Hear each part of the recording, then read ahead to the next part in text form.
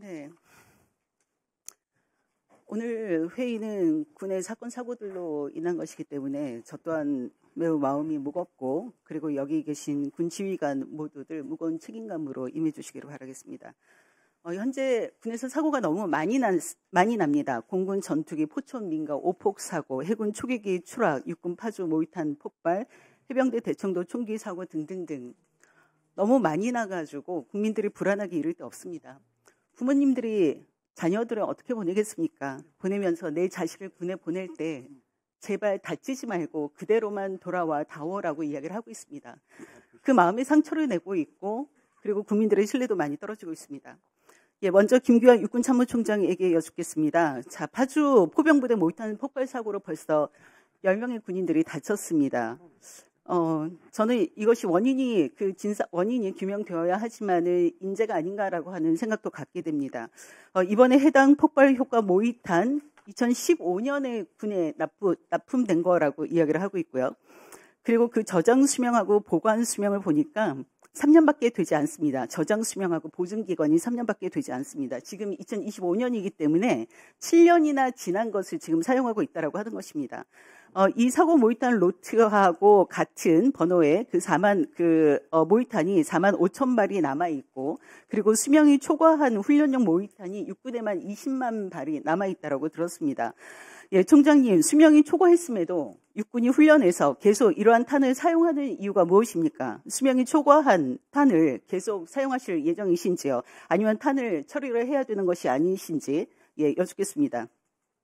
말씀드리겠습니다. 그 위원이 우려하시는 것처럼 저장 수명 내를 초과한 탄이 많이 보유를 하고 있습니다. 다만 저희가 그 탄에 대한 것은 정기 검사를 통해서 계속 사용 여부를 확인하고 사용 가능했을 때 이제 사용을 하고 있습니다. 다만 저희가 이제 근원적인 문제점에서 이것을 어떻게 해결할 것인가를 봤을 때 말씀하신 대로 연말까지 이 부분을 계속 사용할 것인지 아니면 폐기할 것인지에 대해서는 유관기관하고 지금 저희가 점검도 하고 조사 중에 있습니다. 그 결과가 나오면 확정해서 추진하겠습니다. 네, 근데 그 훈련용 모의탄이 2010년부터 17년까지 8차례에 걸쳐서 60만 발 정도를 획득했다라고 하더라고요. 그런데 지금 20만 발 정도가 남아 있습니다. 네, 이것은 교탄에 대한 소요 자체도 잘못됐다라고 생각이 듭니다. 제가 이 부분이 육군의 인재가 아닌가라고 생각을 했었던 것은 2021년, 2022년에도 유사한 사고가 있었고, 그런데 이 조사 과정에서 육군의 탄학지원사령부에서 현 모의탄은 안전장치가 없다. 그래서 신규 개발이 필요하다라고 하는 의견을 냈다라고 들었습니다. 알고 계시죠? 그렇습니다. 그럼에도 불구하고 지금 개선이 이루어지지 않고 있다라고 하는 것입니다. 이런 사고가 발생을 하게 되면 운영상의 문제가 아닌가라고 하는 이야기들을 많이 하는데, 그런데 그것이 근본적인 해결책이 아닌 것이 지금 사고가 계속 나고 있지 않습니까? 이 부분에 대해서 특별히 챙기셔야 할 것 같습니다. 현재 그 교보제 중에서 저장 수명이 명확히 규정된 것은 3가지뿐이라고 들었습니다. 그러면 나머지는 저장 수명이 어떻게 되는지 전혀 알 수 없는 상태입니다. 지금 육군이 교탄에 대해서 주기적인 기능 시험으로 성능을 평가 관리한다라고 하고 있지만은 실제로 대부분의 교탄에 대해서는 이 ASRP라고 하는 것을 안 하고 있는 걸로 알고 있습니다. 총장님, 사고가 계속되기 전에 육군에서 보유하고 있는 교보제 탄약에 대해서 전수조사를 하시고, 그리고 노후 탄약의 기준이 있어야 되지 않습니까? 노후 탄약이 어떤 건지에 대해서 기준 정립이 시급하다고 생각하는데 어찌 보시는지요? 의원님 말씀에 동의합니다. 그 부분에 저희도 주안을 두고 추진하고 있습니다. 네, 이어서 손성락 공군 참모총장에게 질문을 드리겠습니다. 9월 23일 날 KF-16 항공기 활주로 이탈 사고 났습니다. 그리고 그 원인이 외부 물질로 인한 앞바퀴 타이어 파손이라고 들었는데요. 총장이 현재까지 조사된 활주로 외부 물질 무엇입니까? 외부 물질이 여러 가지 있을 수 있습니다. 예를 들면 다른 기체에서 떨어진 조각 또는 외부에서 들어온 돌 등의. 네, 이번 사고와 관련해서는 외부 물질이 무엇입니까?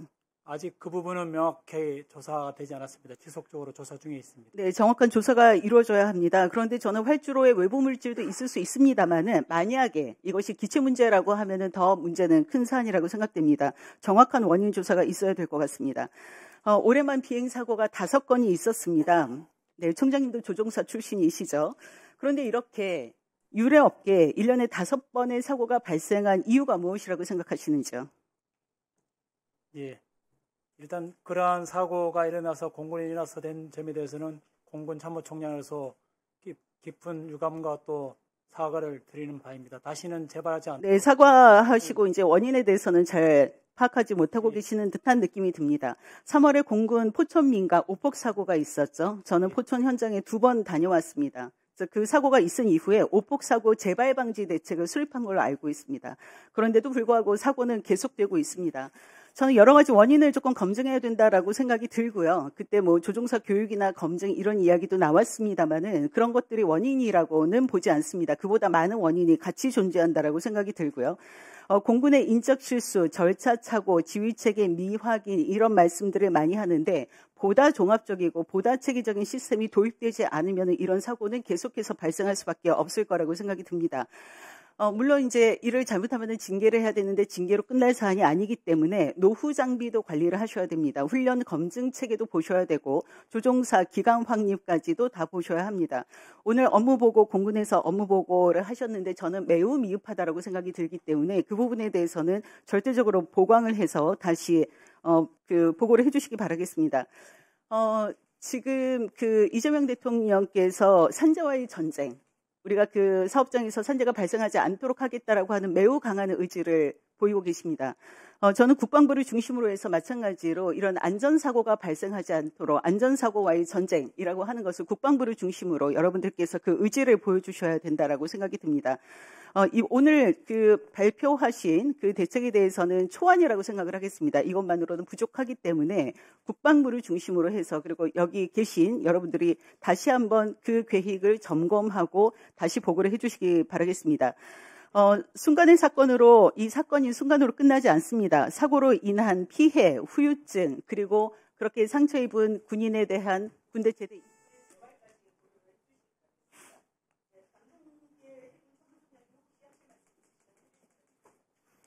예, 사고가 발생 원인은 다양하게 있으나 기본과 원칙에 입각한 부대 운영으로 특히 매너리즘에 빠지지 않도록 노력하겠습니다. 그리고 선제적 사고 예방 활동과 밝은 병력 문화 조성을 통해서 사고 예방 활동을 지속토록 하겠습니다. 이상입니다. 네, 일단 저는 여기 계신 분들이 이 사건 사고에 대한 인식의 폭이 너무 큰 것 같습니다. 그래서 어떤 분은 이제 사건 사고 관련해서 오늘 저희가 국방위를 진행을 하는데 자살 사건뿐만이 아니라 뭐 경제 범죄 또 폭행 문제 이런 것까지 그 확인해 준 곳이 있는가 하면 해군본부에서 그렇게 확인해 줬습니다. 공군에서는 정말 비행사고만 했습니다. 사람에 대한 건 없어요. 근데 우리가 이제 이 사건 사고 오늘과 같은 자리를 마련한 것은 이런 사고를 그 안전사고 발생하는 것을 예방을 하는 것도 있습니다만은 우리 이 안에서 군인들이 다치거나 죽지 않게 하기 위해서 있거든요. 그래서 인식의 폭이 굉장히 좀 크다라고 생각이 듭니다. 그래서 다시 한번 좀 총체적으로 재고를 하셔야 될 것 같은데요. 오늘 저도 이제 자살과 관련해서 준비를 했는데 그래서 앞서 의원님들이 많이 말씀을 해주셨기 때문에 좀 중복되는 거를 제외하고요. 20대, 30대 사망 원인 1위가 자살입니다. 그래서 군 안에서도 일어나고 있습니다. 그렇지만 군 안에서 자살이 일어났을 때는 또 이제 자살로 이르게 하는 어떤 영향, 요인들이 있을 거예요. 더 민감하게 보셔야 됩니다. 지금 이제 자살 통계를 보면은 2024년에 75분이 돌아가셨는데 장교 10분, 준사관 1분, 부사관 35분 너무도 많습니다. 군무원도 계시고 5분이 계시고 병사 24분이 계십니다. 이거 결코 적은 수가 아니거든요. 원인을 분석을 해야 되는데 원인을 제대로 분석하고 있지 못하는 것 같고요. 원인이 다양한 원인을 분석을 해야지만 대책도 마련할 수 있고 특히 왜 이렇게 부사관의 자살수가 많이 증가하게 됐는가는 뼈아프게 보셔야 될 부분이라고 생각을 합니다. 그런데 이제 이 자살과 관련해서 우리가 예방도 중요하고 사고 수습도 중요한데 그 이후에 이 자살로 인한 영향을 보면은요. 그분만 계시는 게 아니거든요. 유가족만 계시는 게 아니거든요. 같은 부대에서 자살하는 동료가 발생을 하게 되면은 나머지 군인들이 굉장히 어렵습니다. 아마 그들까지 생각을 못하게 될 것 같습니다. 이후에 군 생활이 너무나 어렵죠. 그러면은 또 적응 문제라든가 우울증 문제라든가 다른 문제가 있을 수 있습니다. 그래서 이 부분을 조금 폭넓게 보셔야 됩니다. 저는 이렇게 종합적인 원인이 있고 그리고 환경적인 요소도 있다라고 하면은 이 부분에 대해서 전문가 개입이 좀 필요하다라고 생각이 듭니다. 그 대책을 마련하는 데 있어서도요. 자, 그러면 이제 이 문제를 어떻게 접근을 할 것인가. 지금 25분의 자살 사망자가 계시는데 이것을 몇 년 안에 제로로 만들 정말 각오를 하고서 하셔야 되는데 오늘 국방부에서 아무도 나오시지 않으셨기 때문에 저는 매우 유감이라고 생각을 하는데요.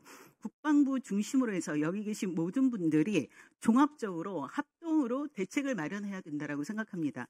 이거 지금 편차가 너무 심하거든요. 어디는 A라고 하는 프로그램을 하는데 어디는 B만 하고 있고 어디는 관심이 별로 보이지 않습니다. 오늘 대책 마련.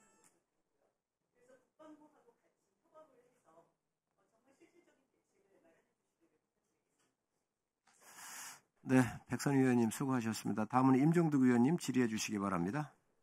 장관님.